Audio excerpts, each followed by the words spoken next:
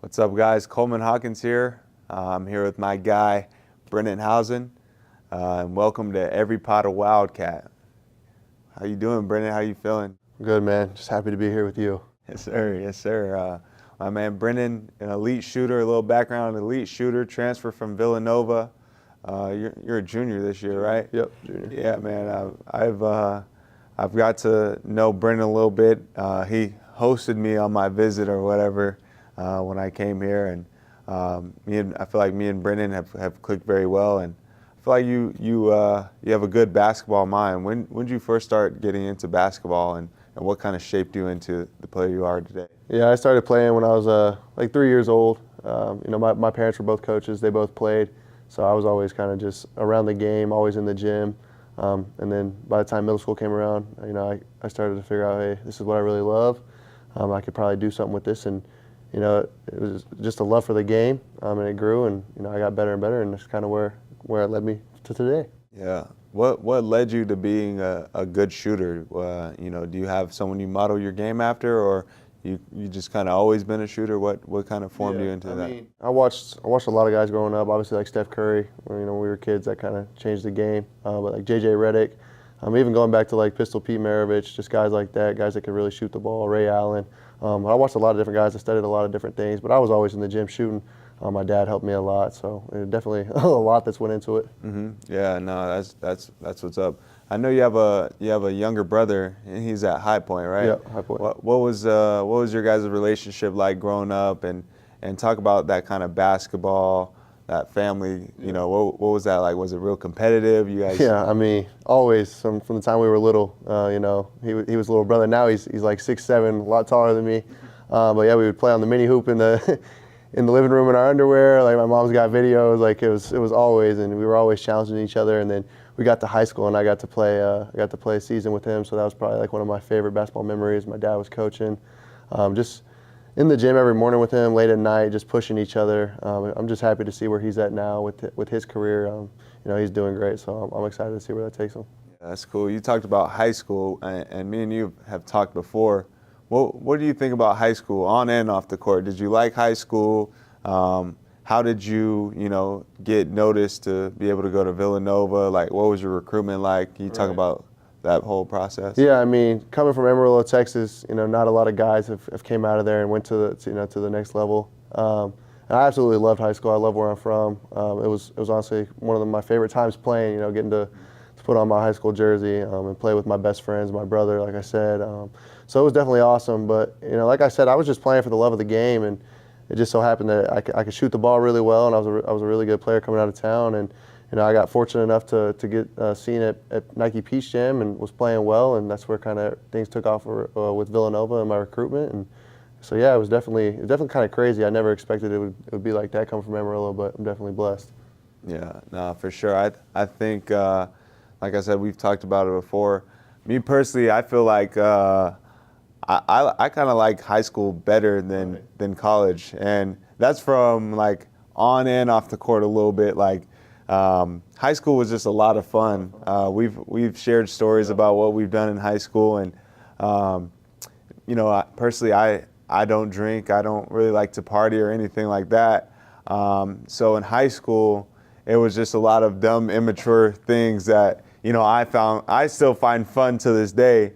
That in college, like most people don't do, and most people like to party in college, but high school was really fun. And like I said, we've talked about it before. I feel like high school is more fun too, because although you live with your parents and everything, like it's almost more exciting. Like when you're supposed to be home at a certain time and you don't, or you just know like there's something that you're not supposed to be doing. It's like just a little more fun. So some of the best memories were made in high school with your best friend. High school is definitely super fun. I actually went into college.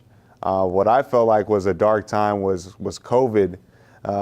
So it took a lot for me to have to let go of high school, and especially during COVID when there's no one on campus, and it was just basketball all day, and like it was kind of hard to find a break from it. So that transition was kind of tough. Talk about your transition from high school to college, and then from Villanova to Kansas State. Right.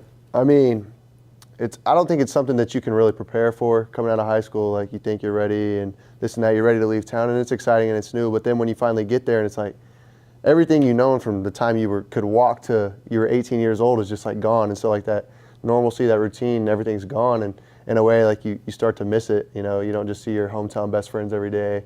You can't just go home and get a home cooked meal. I mean, I was 25 hours away up at Villanova. And I was really tight with my family. You know, my grandparents, my cousins, aunts, uncle, everybody was in town. So I couldn't just, you know, do the normal things that I wanted to do anymore. So it was a lot of growing. I would say I grew a lot as a person and as a player. It was definitely tough. There were days I was just like, do I really want to do this? Yeah. But you know, by the time your sophomore year rolls around, things get a little easier. You get, you know, a little more used to living on your own, doing things on your own. I started to value, you know, when I did go home more, like seeing my family, just valuing the small little things, a little time that I was home. So that was nice. And then when I decided to transfer to K-State, I knew like I wanted to be a little closer to home. You know, that my family sacrificed so much for me my whole life. Why not be a little closer where they can get to a few more games? I can see them a little bit more. And so this change has been, you know, nothing short of great. You know, I get to see my family a lot more. It's a lot closer to home. It's, you know, my speed. Manhattan, I love it out here. So it's definitely been a unique experience. It's been a tough one, but one I'm super thankful for and wouldn't change. Yeah, no, for sure. That transition to college is, you know, non-basketball wise is what a lot of people don't talk about for sure. Especially people like us, like we're close with our family. Right. And, you know, like you said, my parents sacrificed a lot too, just simply letting me go to a prep school before I went to college. So, you know, from junior, senior year, you know, those are 2 years where I wasn't with my family. So for them to feel comfortable enough to sacrifice not seeing me, not being with their child, to go and chase their dreams, it means a lot. And, you know, like you said, you know, whenever I did come home, you know, freshman year, 9 months straight, you know, sometimes I don't know how the overseas guys do it, but 9 months for me was the first time I didn't get to spend Christmas with my family. I was just shocked. Like, or like now you get like three days, like really 2.5, because one of them is a travel day. Like, it's definitely like it takes a toll on you, and you know that was something I had to get used to too. And when I do go home, I definitely value that time with my family. You know, don't get to see friends a lot because I want to be at home with my mom and dad, or you know, when they're working, you go see your friends or whatever. But there's times where, you know, I cancel on people because I just want to be at home and value that short amount of time that you have.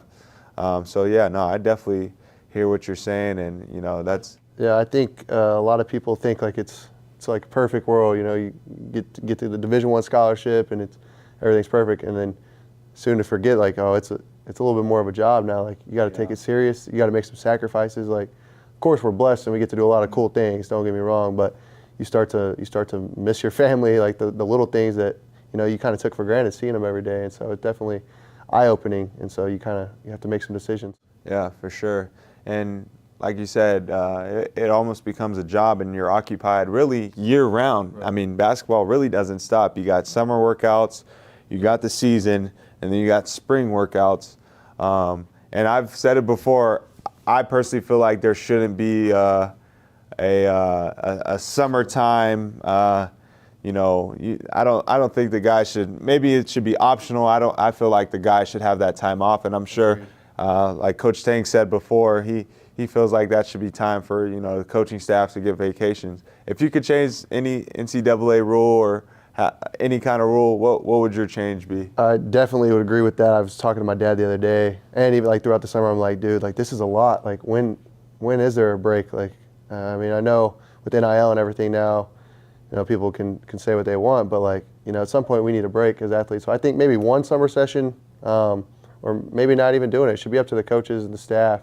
But yeah, it's a lot of basketball, and honestly, there's only so much you can do, you know, as a player and as a coach before you're overdoing it. Yeah. I think that a break would be nice and beneficial for everyone. So I don't know, but definitely that's definitely my take on it. Yeah, no, for sure. And like, you look back and you have great memories, but then you say to yourself, like, what did I miss out on? Right. Like, you know, as athletes, you miss out on so much stuff. And that's kind of the stuff I think about a lot. And I think then you go home and it's like you have what 2 weeks in August or whatever, and you think, you know, that's enough time to see everyone, but then in reality it's like you don't get it all in, or you have to cancel on people like you were saying. And it's just like, dang, what did I miss out on? You know, it's just like what all did I not get to do? And so you just never get to really know. So it's hard. Yeah, no, for sure. So yeah, when I go home, you know, Sacramento, we got not too far from the Bay Area, and you know, there's a lot of stuff to do out there. What do you normally like to do when you go home? And is there any like food spots? I'm an In-N-Out guy. I love In-N-Out. I love going home just food wise. Yeah. Is there anything at home that you love, or Definitely. like there's just different, or like what do you like to do? Right. I mean, you say In-N-Out, we got Whataburger. You know, that's the battle. I love getting me some Whataburger. Our barbecue back home's good. We got a lot of local restaurants that are really good. But I definitely say the barbecue when I go home is great. And then just getting that home cooking is nice.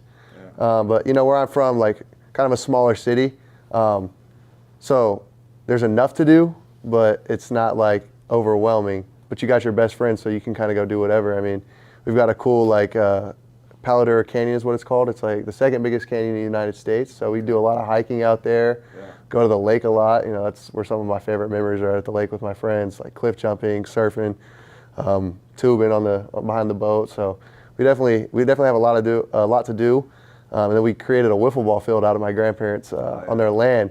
So we get some great wiffle ball games, me and my friends versus my brother and his friends. So that's been fun the last few summers. Yeah, no, I feel like one of my goals for when I'm older is maybe building like a family compound or something in Texas, just because I feel like, you know, I'm not saying stuff is cheap, but I feel like it's cheaper like, for sure, land and everything. So somewhere, you know, maybe a little tucked off, but maybe like 30, 45 an hour away from a airport, not too far from a city, maybe like right outside of like Dallas or something. I think that would be dope for sure. Just like I said, with the price of, you know, land out there, and then that'd be something special for me, like build like a family compound where you can do fun stuff like that with your family, build a wiffle ball court, basketball court, and just somewhere where you can escape. So that's definitely a goal of mine in the future. Do you have any plans like that? Like, what are your goals after your playing career? Like, what do you look to do? I mean, definitely be a family guy. You know, just look to somewhere I could be close to my family.